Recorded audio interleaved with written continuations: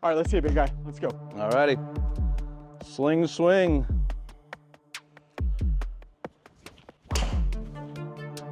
Wow. Yes, fastest of the day. Wow, look at that line is not moving. Mike, walk over here.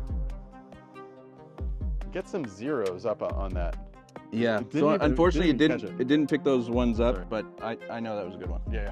Hey guys, thanks for watching. This thing is called the sling swing. This is my friend Dan McIntosh, who is the longest lefty in the world. So Dan is a long driver who has been as high ranked as #9 in the world, and he's going to share some really amazing, innovative tips about keeping your body more connected. Could be the thing that gets you to hit it longer and straighter. That is the longest, straightest drive. As far as, like, you know, PGA Tour, what do they do? Total driving. You know, they add straightness and long. that blows away any other drive I've ever seen. So that's awesome. So stay tuned. We're gonna have some really cool stuff. Thanks, guys. Yeah. So if you kind of let that go all with it in the beginning, you know, you could tend to slide, or you just don't know where anything is, and that'll get your bottom point back there, which is going to cause that chunk. So yeah, keep it just there and connected. Perfect. And then it's loaded. Everything goes through. Yeah. Yeah. Okay. Cool. We're gonna talk today about some missing keys that people have for speed with driver. And especially the reason I wanted to talk to Dan specifically is because he has an interesting take on this, but also it's not like an and or, speed or accuracy. It's like it actually goes together. Like, you know, you'll get faster and straighter. So what do you think people are missing when they're trying to, a lot of times people say, hey, I tried stack system, I tried speed sticks, but I did that and I'm not doing it anymore because I started like spraying it. I was 5 miles an hour faster, but I'm spraying it. Yeah. Yeah, I think people are kind of losing connection with their body on how it actually produces speed and power, how it loads, how it unloads, and also how it stays connected and in control as well. So I talk about kind of the transverse abdominal muscle and really the tilt of the pelvis. You know, for me, I tend to get a little bit too overarched, which doesn't allow me to load my sling system properly. And so getting into that proper position in the pelvis where the core stabilizes it all, I have a much better idea of what my body's doing because I can load kind of all pieces of it on both sides, speed and accuracy, if we always want them to be helping both, or, you know, in my opinion, we shouldn't work on it. So let's try one then. Yeah, I'll do a quick one here. This is going to be loud. We're not going to try to hit it too hard. We're just going to try to load that sling system, send it the other way all the way through. So this would be kind of one that I'm just trying to find like the fairway golf course with. Swing. Yeah, not exactly. a competition swing. Yeah, right.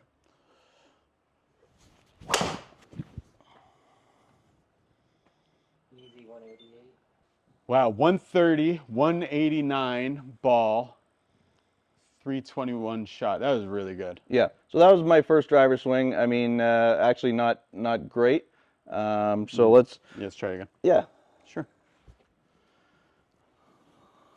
So yeah, I noticed, like, because we did a video that you guys want to see. We did a video about the irons, and I was asking Dan about the speed of the backswing. This is like the backswing with your irons seems kind of paced and whatever. This one is noticeably like there's a whoosh on the backswing, and it's more dynamic and faster. Yeah, it is. So, but it's not like when I go fast. Sometimes I sling it up here, and this does not feel engaged at all normally if I do that. Yeah, but it does then. I try to get it here. Right. Yeah. Yeah, that's why it is easier to do with the irons and the driver. You know, it's just a longer swing. It's more power. There's just more time and for things to go wrong. More time for you to like start to more time for you to kind of let go of that connection. That's kind of what I felt like happened on that first one for me. So I'm just working as I'm warming up, just trying to make sure that I stay connected and the core is feeling tight.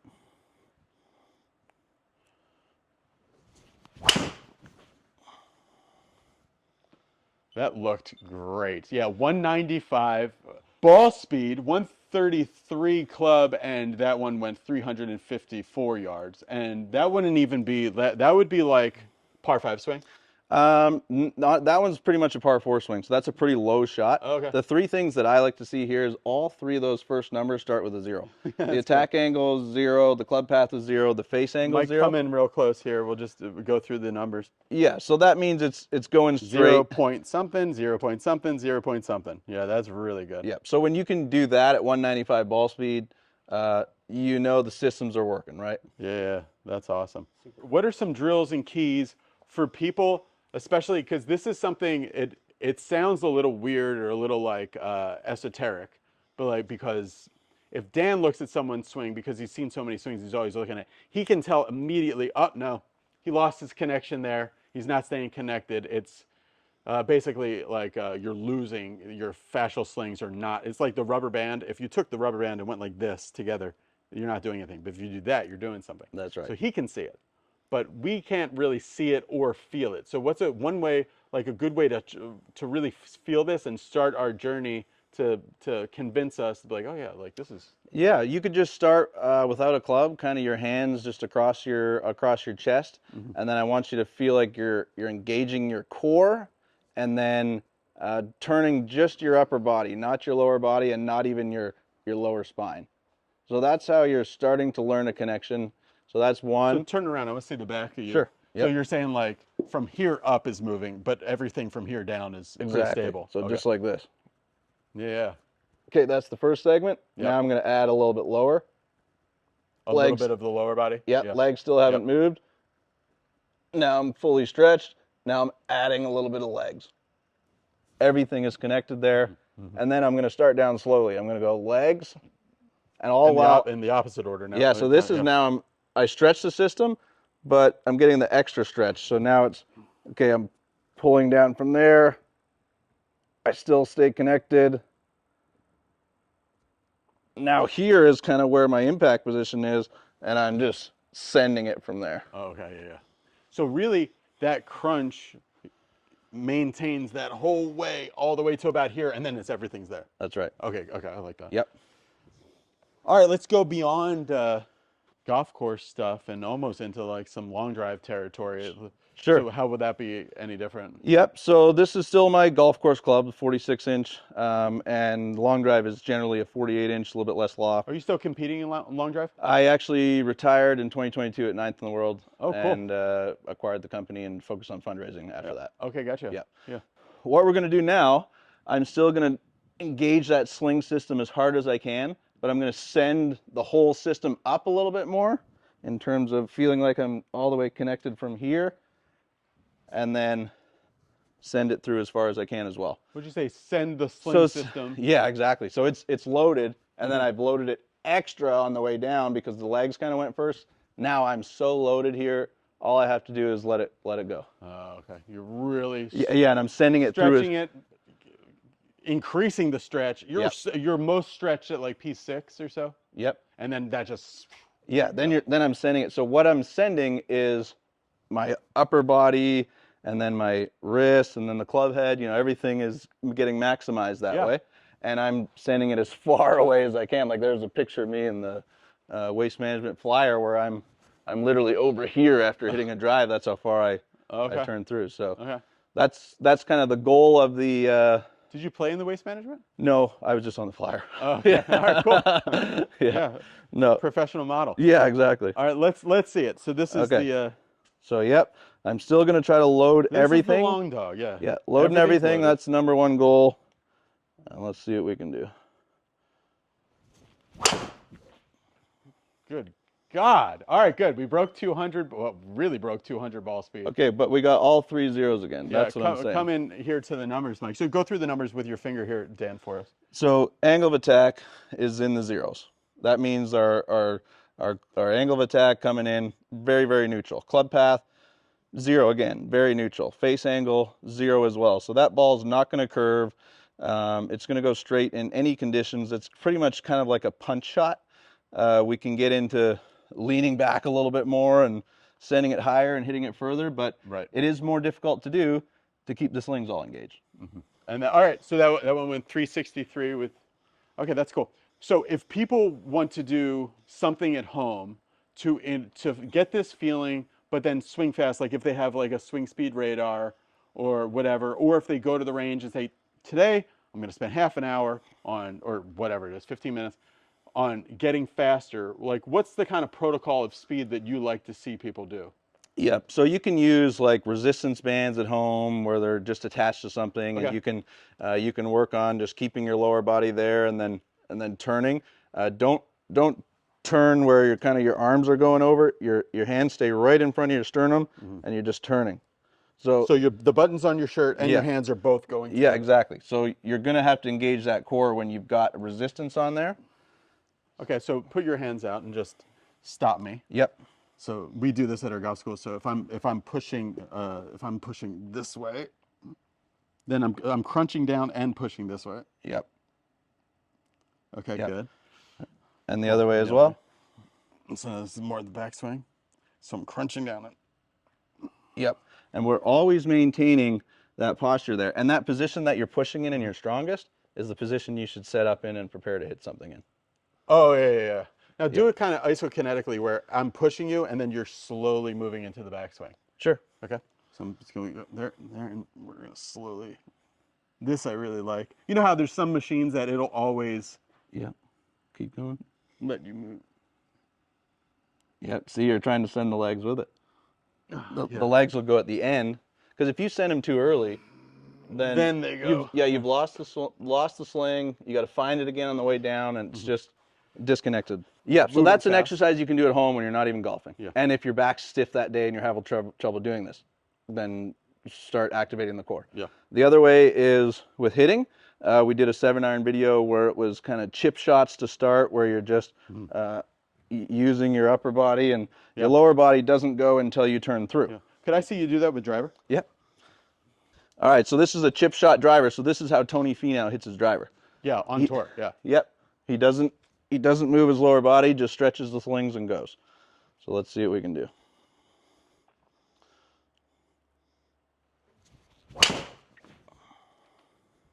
Okay. 192, 345 drive. So that's like when you're on tour, that's the swing you're gonna use?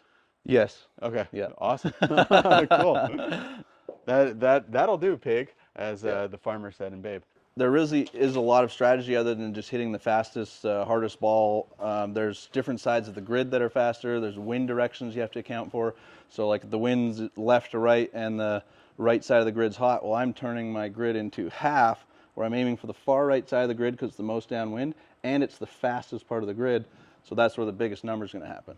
Did you ever like have a long drive tournament where you're like, oh, this is an advantage for me being a lefty? Yes, yeah, definitely Mesquite, because the left to right wind is pretty common, and so just when the wind is at your back on the driving range, you always fear you're going to fade it out there, and that tends to happen. So it's just an easier win for a lefty. Mentally, it was tough for them, and it was in your face, so you could draw it back in or something. Yeah. What shape did you like to hit? Usually tried to hit it pretty straight, but maybe a little bit of a draw. Okay. Yeah, but if the wind conditions called for a fade, or if the grid conditions did, then you had to know how to hit it. Dan, what was the biggest check you ever cashed from a long drive event? The biggest check, $7,500 for finishing final 8 in. This was like the China World Series championship. In China? Yeah, it was in China. Oh, that's cool. Yeah, that's cool. So it was kind of a third party, but top 8 3 other times in the World Long Drive, and those are TV rounds, so it's been fun. Yeah. When you were doing the long drive competitions, did anybody ever get annoyed by having to hit next to a lefty? Yeah, definitely. Because the grids, it's kind of weird. You feel like you might clash clubs with the lefty. Yeah, so most people probably think that it's just one of us hitting at a time, but in the preliminary rounds, there's 4 of us on the tee box. Right. You're competing against them. Yeah. So if we're kind of back-to-back swinging, like there actually has been people that hit their clubs and broke. Smash clubs together. Yeah. But I'm so used to it being a lefty already. Yeah, right. They're just specifically annoyed because they're righty, so I'm okay with it. Doesn't bug me. Yeah. Yeah, right. That's awesome. Okay, tell us a little bit about your company that you have going on. This sounds really cool. Yeah, so the last 7 or 8 years, I've been a fundraiser with Charity Golf International, so long drive pros going out to charity organizations and fundraising. I've been able to net $1 million to charity over the last 2 years, both. Now moved up in the company rebranded it to Inspired by Giving, where it's entire on-course fundraising. That's the name of the company? Yeah, Inspired by Giving. So Cool. I like to think that just me being out there is, the best way to go. But actually, a female pro in the other 9 is very, very impactful in terms of more donations and more entertainment for the golfers. So that's the whole solution. It's just 1 on each 9. That's awesome. Dichotomy of the big drives, the finesse So like pro normally shot. like the goal of like, let's just say like the goal of like raising money for a high school. I'm just trying to imagine this. Yeah. So normally they would raise money through like signs on the tees and the fee for it. But then you're saying like if you bring in your company to the event, you're gonna raise even more. Yeah. Because what are some of the fun things you guys do? Yeah, so we've got trip of a lifetime giveaways. So Pebble Beach on our par 5, you hit the pros drive in on your second shot. If you hit the hole in one with the female pro, you get the trip to Maui, play Kapalua. That's cool. Has anybody ever won any of these things? Yeah, absolutely. Oh, really? Yeah, That's cool. yeah. But And all then of you have that it underwritten by an insurance company or something? exactly. Oh, that's Yeah. awesome. Yeah. Yeah. So all of that stuff is just extra things to the charity in addition to watching me hit a drive like that or watching the lady hit Yeah. it.